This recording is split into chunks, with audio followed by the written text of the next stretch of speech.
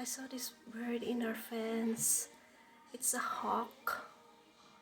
It looked like he or she just weaned from her mother, because you can see the feathers, still a baby feathers around her legs, her thigh.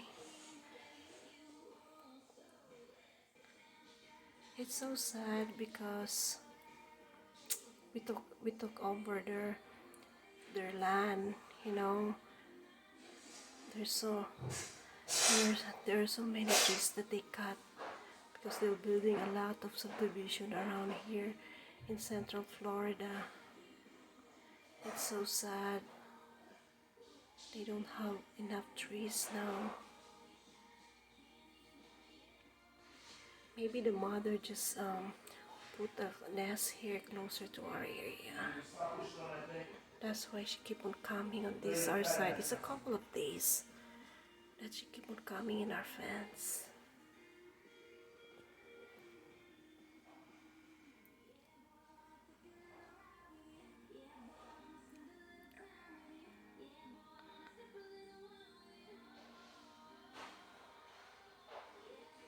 I hope you survive. I know it's so hard to survive now. Not that much food here around you and trees. Be strong.